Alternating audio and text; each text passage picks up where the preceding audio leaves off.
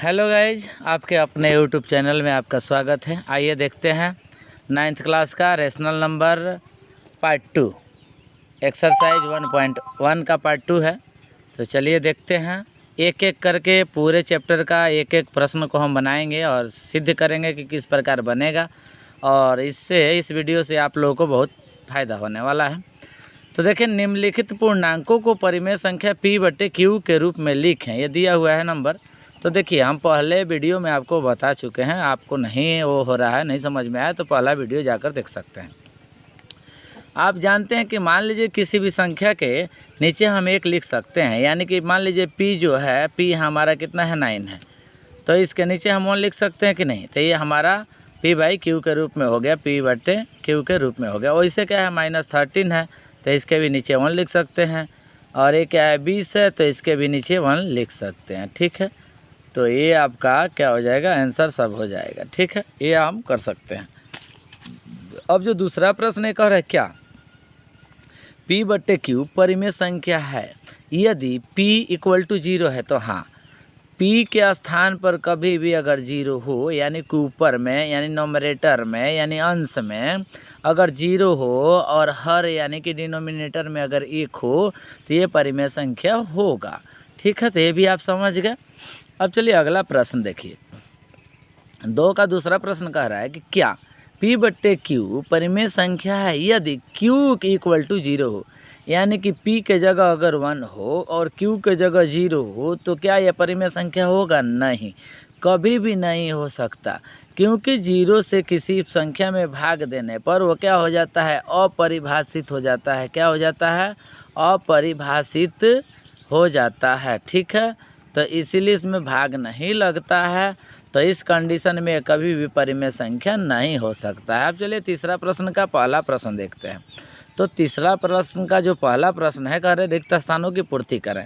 तो इसमें कहा गया है कि 716 को दशमलव में बदलने पर दशमलव होगा। तो क्या होगा? तो देखिए, हम एक और थ्योरम आपको बताते हैं कि दशमलव में बदलने के लिए शांत और अशांत पता करने के लिए P/2 के पावर m × 5 के पावर n के रूप में होना चाहिए। यानी कि हमारे कहने का मतलब है कि जो डिनोमिनेटर है यानी हर है, उसमें 2 और 5 का गुणनखंड होना बिल्कुल अनिवार्य है। या तो सिर्फ 2 का हो, या सिर्फ 5 का हो, या सिर्फ 2, 5 दोनों का हो।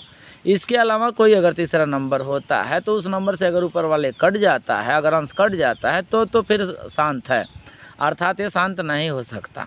ठीक है, तो इस कंडीशन में हम अभी जांच कर लेते हैं कि तो P जो है 7 है, और ये जो है 16 है, तो यह 2 × 2 × 2 यानी 2 दूनी 4 दूनी 8 दूनी 16 ये हो गया। तो ये हो गया आपका कि 7 के पावर 7 बटे यानी कि 7/2 के पावर 4 × 5 के पावर 0, यानी कि इसमें 5 का गुणज तो नहीं दिखाई दे रहा है, गुणनखंड दिखाई नहीं दे रहा है।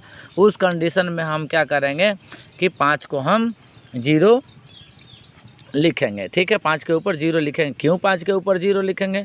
क्योंकि हम पहले पढ़ चुके हैं 8 क्लास में कि अगर किसी भी संख्या के पावर में 0 हो, तो उसका मान 1 के बराबर होता है। ठीक है, चलिए अगला प्रश्न देखते हैं। अगला प्रश्न कहता है कि 3/25 को दशमलव के में बदलने पर क्या होगा। तो ये तो आप समझ गए कि ये क्या होगा, शांत होगा। ठीक है, ये क्या होगा, शांत होगा। तो चलिए, ये आप देख रहे हैं 3 का 2 नंबर। तो 3/25 को बदलने पर क्या होगा, तो फिर वही होगा। आप देखिए, 3 जो है ये P हो गया, और 25 जो है 5 × 5 होता है। ठीक है, इसका फैक्टर करने पर यानी गुणनखंड करने पर इतना होगा। तो ये 3 को हम लिख सकते हैं बटे 5 के पावर 2, और यहाँ 2 नहीं है तो 2 के पावर हम 0 लिख सकते हैं, इसको ऐसे। तो इसका मतलब ये क्या है, शांत है, क्योंकि भाग लग रहा है, इसका फैक्टर हो रहा है। और इस फैक्टर में 2 आए सिंगल तो भी चलेगा, 5 आए तो भी शांत होगा, और दोनों आए तो भी शांत होगा, और दोनों के बाद कोई तीसरा आए तो उस कंडीशन में शांत नहीं होगा। ठीक है, समझ गए। तो ये भी क्या होगा, शांत होगा। ठीक है, शांत दशमलव होगा। अब आइए अगला देखते हैं, 7/12 को दशमलव में बदलने पर क्या होगा। अब यहाँ देखिए, ये बहुत समझने वाला प्रश्न है। ये 7 हो गया, 12 का अगर गुणनखंड करते हैं तो 2 × 2 × 3 होगा, यही होगा।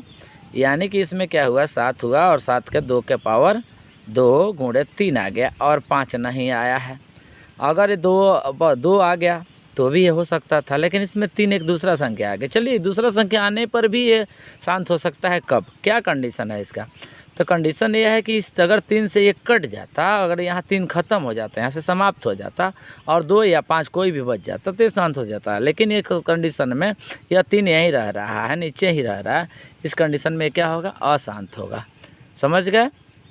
अगर आपको ना समझ में आए तो आप हमें कमेंट कर सकते हैं। तो ये क्या होगा? अशांत होगा। ठीक है, तो चलिए इसके बाद अगला प्रश्न हम देख लेते हैं। हम अगला प्रश्न आपको देखेंगे अभी भी। ठीक है, अगला प्रश्न आप देखिए। तो अगला प्रश्न है आपके सामने, ये कह रहा है 3 नंबर का चौथा प्रश्न है कि यदि परिमेय संख्या P/Q के हर का ऋण गुणनखंड 2 और 5 हो तो P/Q को क्या शांत दशमलव के रूप में लिखा जा सकता है? अभी हमने बताया कि शांत दशमलव के रूप में इसको लिखा जा सकता है। ठीक है, क्यों कि P/2 के पावर m × 5 के पावर n, यानी ये जो है ना, ये क्या है? ये क्या है? तो ये देखिए गुणनखंड है। 2 और 5 क्या है? गुणनखंड। आप चलिए आगे देखते हैं कि निम्नलिखित परिमेय संख्याओं को दशमलव के रूप में लिखने पर कौन कौन सा शांत दशमलव होगा। तो चलिए इसी मैटर को अपनाते हैं, पहले वाला।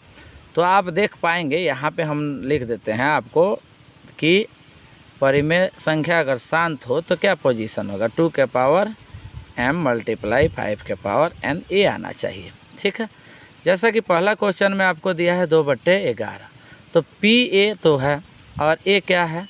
तो A है Q। तो क्या Q का फैक्टर हो सकता है इसमें से? नहीं, तो ये शांत नहीं होगा, तो इसको हम क्या करेंगे? अशांत होगा। ठीक है, अब चलते हैं 5/9 यानी B को देख लेते हैं। 5/9 तो A तो है P और A है Q। तो ये देखिए P तो ऊपर लिख देते हैं, Q का फैक्टर जो होता है 3 × 3 हो रहा है। यानी हम क्या कर रहे हैं? हम देख पा रहे हैं यहाँ कि 5 आ रहा है, लेकिन इसका फैक्टर में ना तो ये आ रहा है और 3 आ रहा है और 5 भी नहीं आ रहा है, यानी कि दोनों में से ये भी नहीं आ रहा है, ये भी, दोनों फैक्टर नहीं आ रहा है। तो ये भी क्या होगा? अशांत होगा। ये भी क्या होगा? अशांत होगा। ठीक है, उसके बाद देखेंगे 9/16। क्या देखेंगे? 9/16 देखेंगे, यानी सी नंबर हमारा जो क्वेश्चन है 9/16। तो आइए 9 ऊपर हो गया, हमारा 16 का जो फैक्टर होता है 2 × 2 × 2 × 2 होता है। ठीक है, यहाँ 9 ऊपर हो गया, ये 2 के पावर 4 हो गया और 5 नहीं है तो 5 के पावर 0, यानी कि 2 का फैक्टर आया इसमें। तो ये क्या होगा? शांत होगा। क्या होगा? शांत होगा। ठीक है, ये शांत होगा। उसके बाद आखिरी प्रश्न जो है ये है 11/30। क्या है? D number 11/30। चलिए डी नंबर हम देखते हैं। 11 क्या है? तो 30 है। 11/30 को क्या करेंगे? ऊपर 11 या 30 का फैक्टर करेंगे तो देखिए होता है, ये होता है 2 और 2 तिहाई 6 और 6 × 30। इसमें क्या है? 2 तो है, 3 भी है और 5 भी है, लेकिन 3 तो नहीं चाहिए ना, हमें नहीं चाहिए, 2 और 5 ही होना चाहिए। सिर्फ 5 हो तो भी चलेगा, सिर्फ 2 हो तो भी चलेगा, लेकिन अगर 3 है इसमें तो नहीं चलेगा। इसका मतलब ये भी क्या है? ये भी अशांत है। ठीक है, तो इस वीडियो में इतना ही, फिर अगले वीडियो में मिलते हैं। नेक्स्ट क्वेश्चन पे आपको देखेंगे कि मतलब कि 5वां प्रश्न क्या कह रहा है, और एक एक करके इस चैप्टर का प्रश्न आपको बताया जाएगा, ताकि आपको ना ऐसे समझने में दिक्कत हो और ना एग्जाम में दिक्कत हो। तो आप खुश रहें, मस्त रहें और आनंद में रहें और आप पढ़ते रहें, और जो भी ना समझ में आए वो आप कमेंट कर सकते हैं। धन्यवाद।